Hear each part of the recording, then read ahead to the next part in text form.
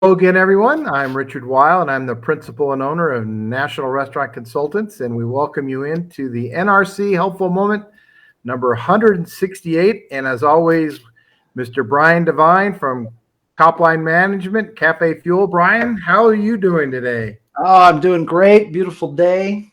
Can't complain about a thing. Beautiful day here in the Rockies. We've got about middle to high 80 temperature, and today our special guest is Mr. Steve Pierce, who is all the way from Seattle, Washington, West Seattle. Is that right, Steve? Absolutely, yes. And How's the weather there today? I think we actually had something called the sun pop out today. We only see that about once every 3 or 4 months this time of year. So it was pretty exciting. Nobody knew what to do with it, but we're enjoying it. So for Well, sure. that's great. So, Steve is joining us today, and we get a lot of phone calls and emails from people asking about their existing business, or they're going to get into a business and they're thinking about franchising, creating a franchise or a licensing agreement, or getting into a franchise or a licensing agreement. Steve has tremendous amount of experience with middle, large, and not so large franchise systems. Steve, what are some of the good, the bad, and the ugly that people need to think about? Perhaps start with people who are thinking of Yeah. getting involved with a franchise, and then we'll pivot over to starting a franchise system. So Sure. please, Steve, thank you for being with us. Well, glad to be here. I appreciate the invitation, and it's definitely good, bad, and ugly when you get into the franchise world.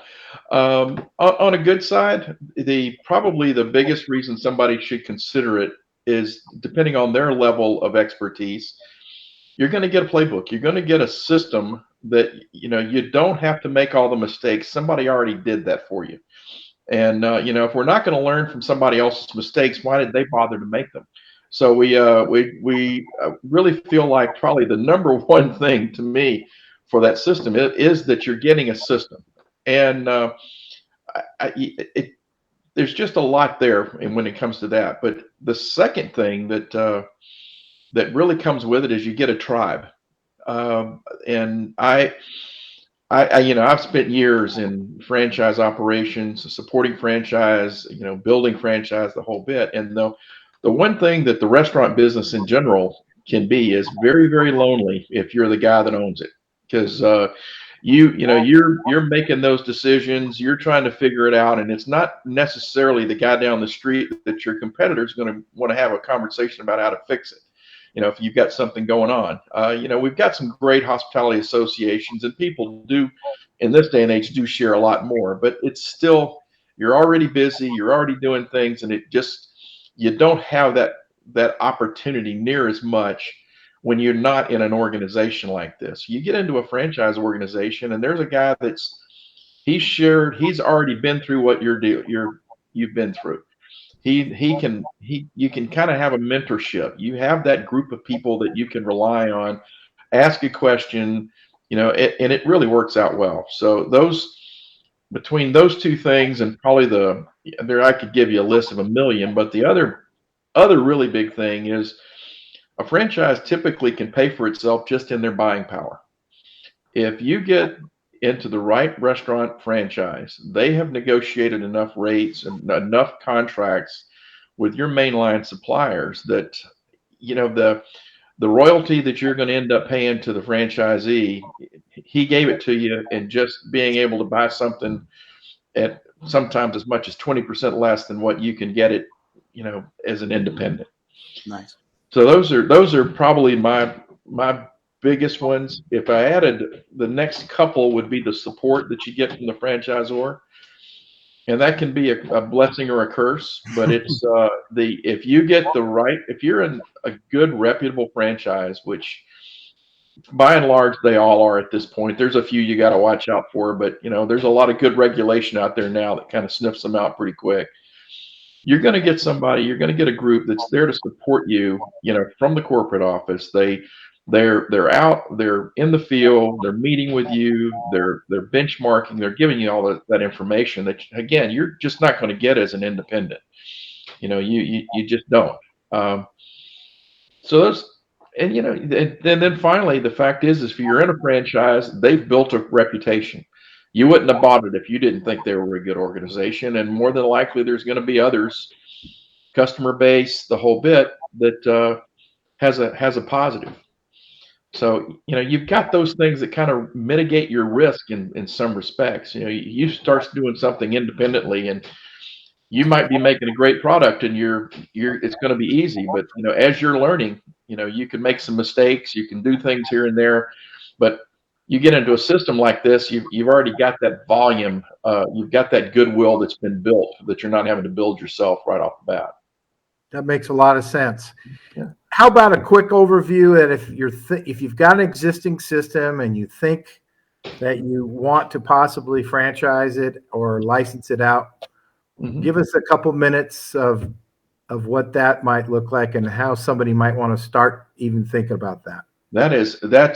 That's probably the biggest thing that I do personally that I work with my groups with is, somebody will have a good organization and they might have 2 or 3 restaurants, which really it's a good idea to have 3 to 5 restaurants before you even start having those conversations about, hey, I'm going to franchise this thing. Because then you've got enough proof of life or proof of concept that this thing really works. But that being said, a lot of times, even when they've grown to that level, a lot of times I've seen them that they've done it kind of seat of the pants. It's like they've got a relative running store number 1 and a relative running store number 2, and they get up to 5 and they've run out of relatives. So so now, if they're going to bring that other group in, they really haven't put together a structure, documentation, vetted out their recipes, they're all of the standards that, it's legend in their head for those first 2, 3, 5 restaurants.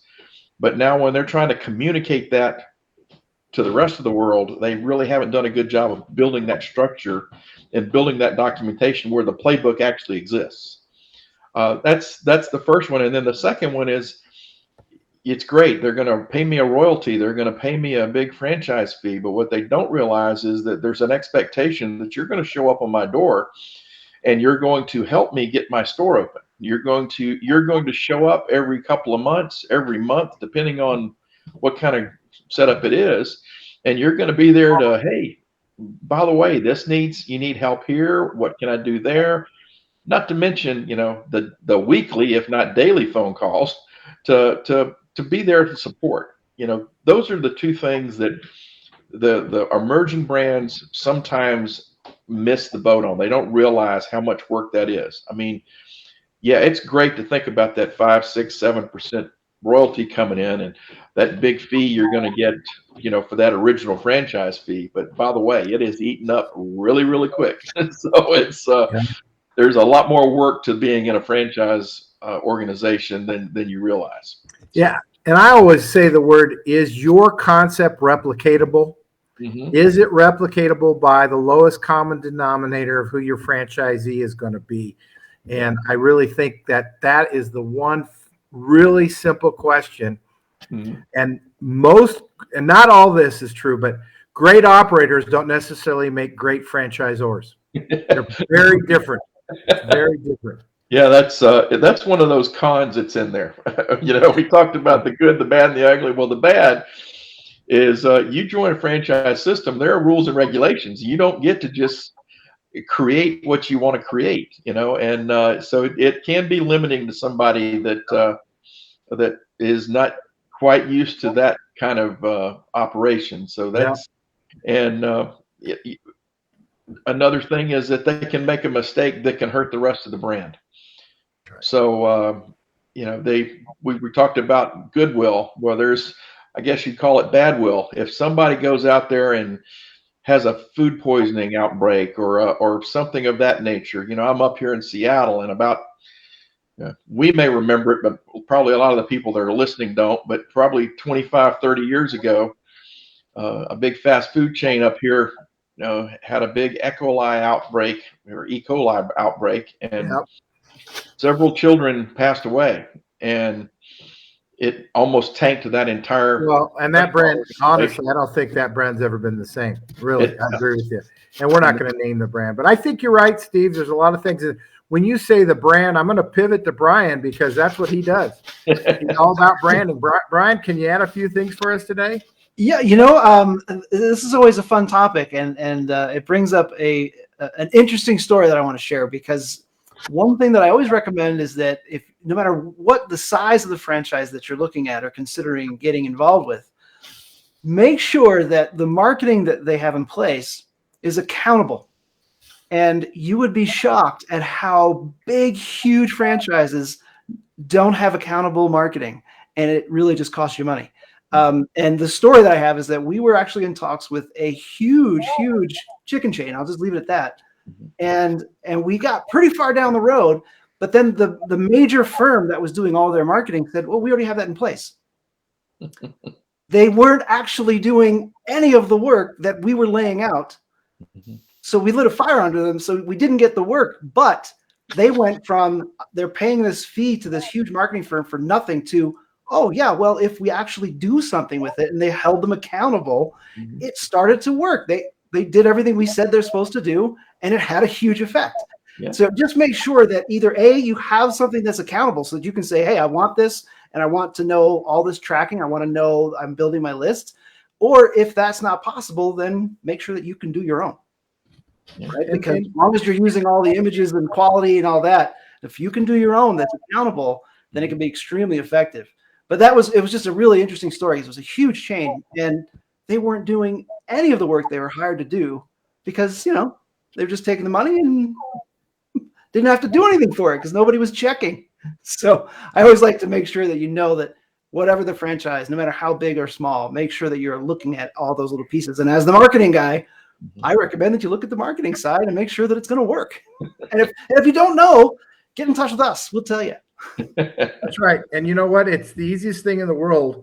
Send us an email or text, get on our website, get on our Facebook or our LinkedIn. That's a 15, 20, 30-minute phone call. We don't charge for those kinds of things. There's our website, www.restaurantconsulting.us.us. And, it's what the NRC Helpful Moment's always about. And Steve Pierce, can't thank you enough for joining us all the way from the great Northwest. And stay dry. You're about to get into the nicer part of the year. Yep. I know July and August up there usually beautiful up in the Northwest. So yeah, that's the time of year where all of our memories go away and we forget about the other 10 months of the year. So well, I can't tell you how much I appreciate the conversation. It was great joining you here today. Well, thanks. That's what we have for today. And bye for now, everybody. Take care. Bye, everybody.